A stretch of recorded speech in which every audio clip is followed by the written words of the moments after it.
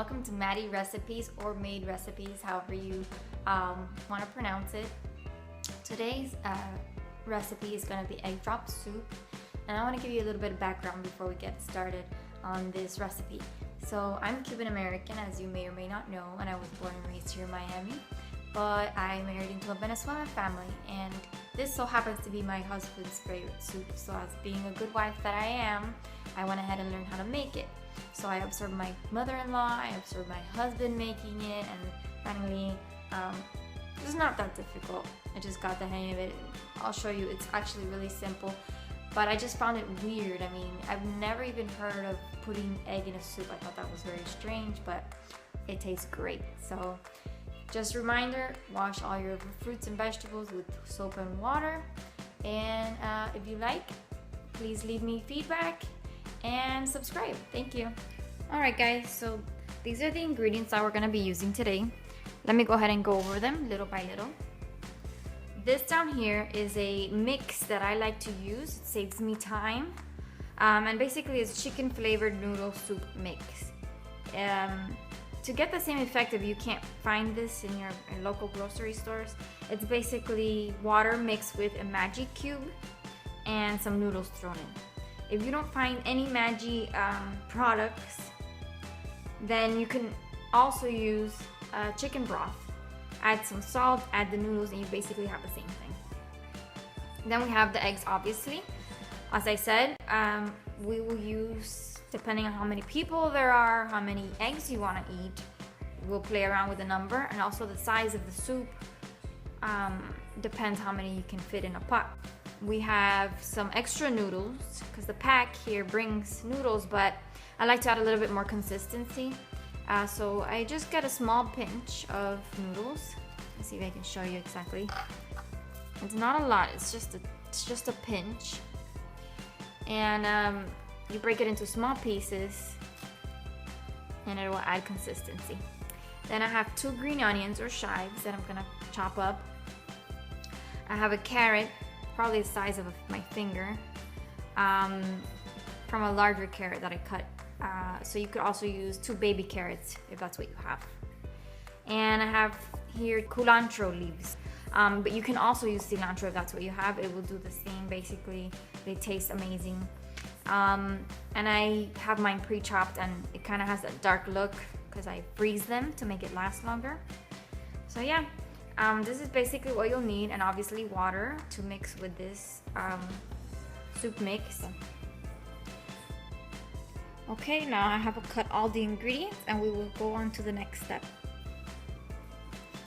Okay, so I have my pot here, and according to the mix, this mix that I have, it requires 4 cups of water. So I've already put 1, and I want to show you, I have this glass, but I know that at this measurement is 1 cup.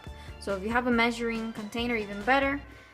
And so we'll go ahead and add 4 cups of water to our pot. Okay, so now we're ready to add the mix. I'm gonna go ahead and open it and pour it into the water.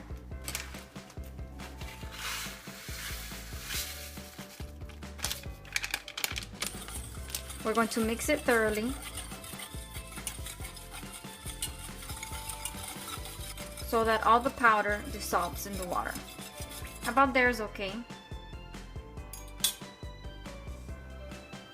Now I'm going to turn on the stove and put it on medium-high.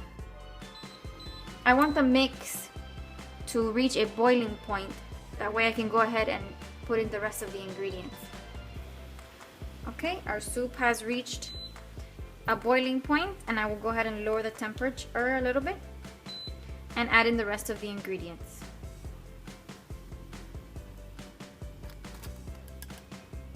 Chives.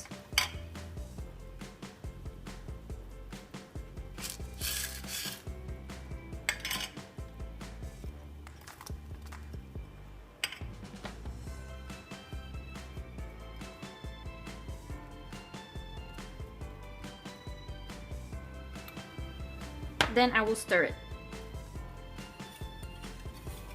The only thing I have not added yet are the eggs, and for a reason.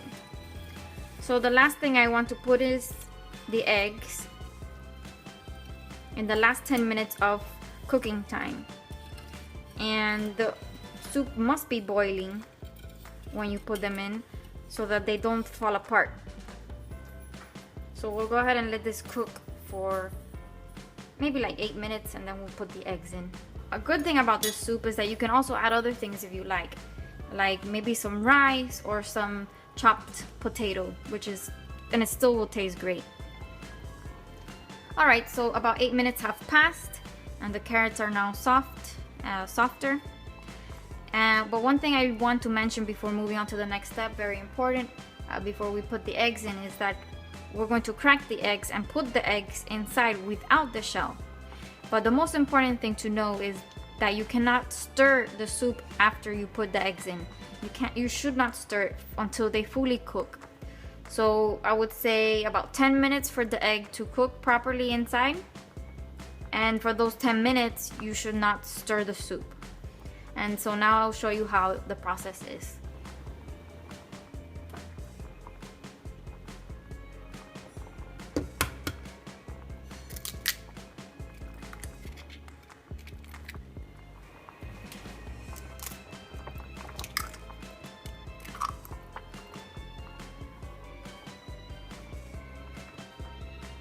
So as you may notice, we just let the eggs drop into the soup and we do not stir it. You just drop it and leave it alone for 10 minutes until the egg properly cooks, and you will see that it will cook within its egg white. So a question you might have is, how many eggs can I put inside this soup? I just put 4 eggs. It's a small size soup, so a size of this pot, which is about 7 inches in diameter, maybe I would put up to 5 eggs maximum, but I wouldn't put any more because then the consistency would get too thick for the soup. If you have a bigger pot with more quantity of soup, then you can even put up to 2 eggs per person. So the 10 minutes have passed and the soup is ready and it smells great. Let me show you how it came out. So here you can see that the egg was cooked in its egg white and it is complete and whole. I can add a little more broth and it's ready for serving. One other thing that I like to do before serving is sprinkle a little bit of white cheese in it. And to show you guys how it looks on the inside,